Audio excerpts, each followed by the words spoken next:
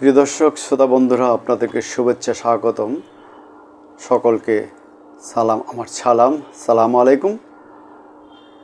দর্শক শ্রোতাবৃন্দ, আজকের ভালো খবর হলো গত দুদিন আগে মজিব একটি জাতির উপকার সিনেমার শেখ হাসিনার ভূমিকায় অভিনয়কারী অভিনেত্রী নুসরাত ফারিয়াকে গ্রেপ্তার করা হয়েছিল একটি হত্যা প্রচেষ্টা মামলায়। তাকে বিমানবন্দর থেকে গ্রেপ্তার করার পর তার জামিন নামঞ্জুর করে কারাগারে পাঠানো হয়েছিল। আজকে তাকে জামিন দেওয়া হয়েছে। এটা খুবই একটা ভালো খবর। আর খারাপ খবর হলো আবার যে আরেকজন শিল্পী নোবেল, তাকে গত রাত 2টায় গ্রেপ্তার করা হয়েছে। যাই হোক, আরও অনেকগুলি খারাপ খবর আছে, যেমন নগর ভবনের অর্থাৎ দক্ষিণ ঢাকার মেয়রের দায়িত্ব ইঞ্জিনিয়ার ইশরাককে বুঝিয়ে দেওয়ার জন্য তার সমর্থক কর্মীরা আন্দোলন করছে। নগর ভবন ঘেরাও করে আছে, অবস্থান করছে, সেখানে তালা ঝুলিয়ে দিয়েছে। এদিকে ঢাকা বিশ্ববিদ্যালয়ের সাম্য হত্যার বিচারের দাবিতে ছাত্রদল কর্মসূচি পালন করছে। যদিও বিগত শেখ হাসিনার আমলে যেসব সেনা সদস্য চাকরিচ্যুত হয়েছিলেন, তাদের পুনর্বহালের দাবিতে তারা আন্দোলন করছিল,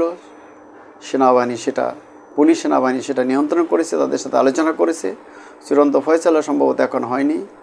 আমি মনে করি না সে সময় যারা চাকরিচ্যুত হয়েছিল সকলেই অপরাধী, কারণ শেখ হাসিনা কোনো ন্যায় বিচারক ছিলেন না, তিনি অপরাধী ছিলেন। তার বিরুদ্ধে অনেকগুলি মামলা আছে। আমরা জানি বিডিআর হত্যাকাণ্ডে আমাদের 57 জন সেনা কর্মকর্তা, চৌকস সেনা কর্মকর্তা সহ আরও কিছু লোক নিহত হয়েছেন। সেখানে তাদের বিচারও হয়েছে, বিডিআরদের যারা জড়িত ছিলেন। কিন্তু নতুন করে সেই বিচার পুনর্মূল্যায়নের জন্য একটি তদন্ত কমিটি করা হয়েছে।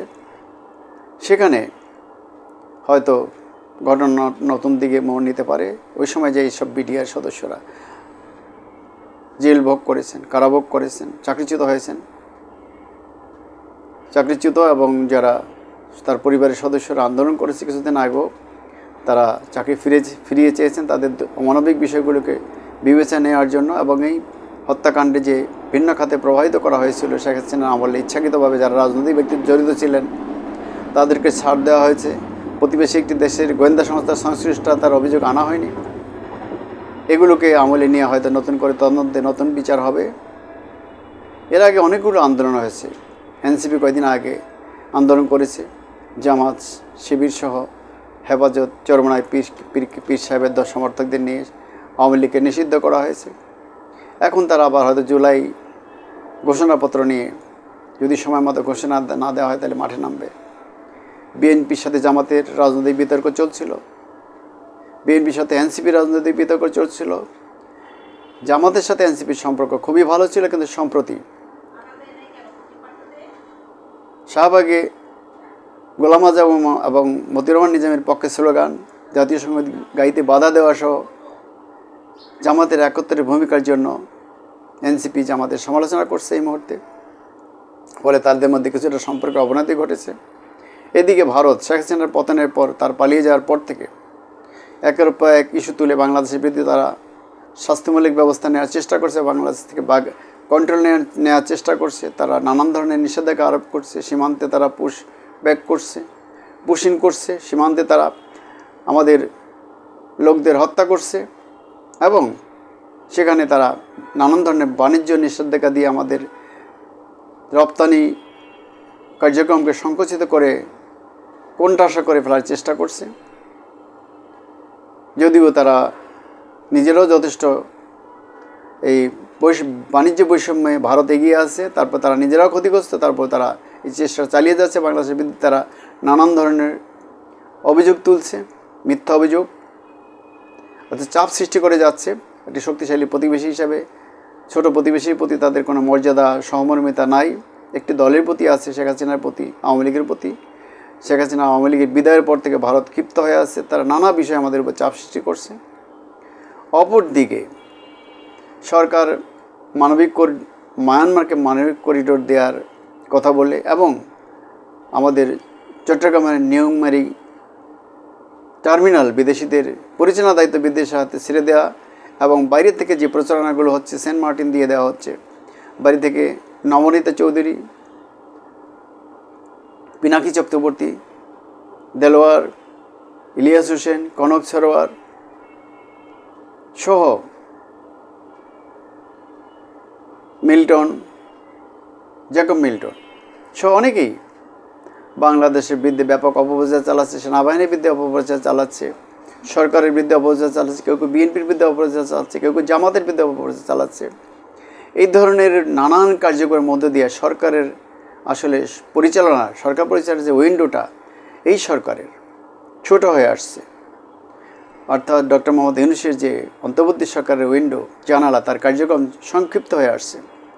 উনি রাজনৈতিক দলগুলির সাথে আলোচনা করছেন একটা ঐক্যমতে পৌঁছার জন্য, কিন্তু কোনো সংস্কার শুরু করতে পারেননি, নির্বাচনী প্রক্রিয়া শুরু করতে পারেননি। ডিসেম্বর থেকে জুনের মধ্যে নির্বাচনের কথা বলেই যাচ্ছেন, আর বিএনপি সহ সমমানেরা ডিসেম্বরের আগেই নির্বাচন চাচ্ছে। এই অবস্থায় এই সরকার ডিসেম্বর পর্যন্ত ক্ষমতা থাকতে পারবে কিনা সেটাই এখন সন্দেহের বিষয়ে দাঁড়িয়েছে। সরকার কেন একটি অনির্বাচিত সরকার দীর্ঘ সময় ক্ষমতায় থাকতে চায় এটা আমাদের কাছে পরিষ্কার না। সরকার মধ্য থেকে নানাভাবে এই সরকারের প্রতি জনসমর্থন আছে, তারা ভালো করছে, ভালো আছে এটা বলতে চাচ্ছে, কিন্তু আসলে এটা কতটা সত্য সেটাও দেখার বিষয়। তা আমরা মনে করছি সরকার আসলে চিপায় পড়ে যাচ্ছে। সরকারের দুজন এনসিপির প্রতিনিধি রয়েছে, আর কোনো দলের সমর্থক থাকতে পারে কিন্তু প্রতিনিধি এই সরকারে নেই। ফলে এই সরকারটা এমনিতেই নানা কার্যক্রমের মধ্যে দিয়ে বিতর্কিত হয়ে পড়েছে, অদক্ষতা এই সরকারকে পেয়ে বসেছে এবং সরকার কিন্তু কোনো আইনশৃঙ্খলা পরিস্থিতি উন্নতি করতে পারছে না, দ্রব্যমূল্য নিয়ন্ত্রণে আনতে পারছে না। তারা এই যে নুসরাতের মতো কম গুরুত্বপূর্ণ ব্যক্তিদের গ্রেপ্তার এবং সাবেক প্রেসিডেন্ট হামিদের মতো গুরুত্বপূর্ণ ব্যক্তিদের গ্রেপ্তার করতে না পারার সহ নানান ধরনের অভিযোগে অভিযুক্ত, নির্বাচনের প্রক্রিয়া না হাঁটার অভিযোগে অভিযুক্ত।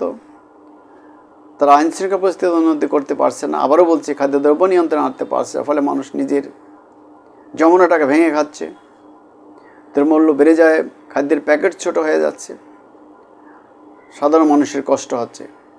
অতএব আমার মনে হয় সরকারের একটি নির্বাচন দিয়ে নির্বাচিত সরকারের হাতে দায়িত্ব অর্পণের মধ্যে দিয়ে বিদায় নেওয়াটা ভালো। কারণ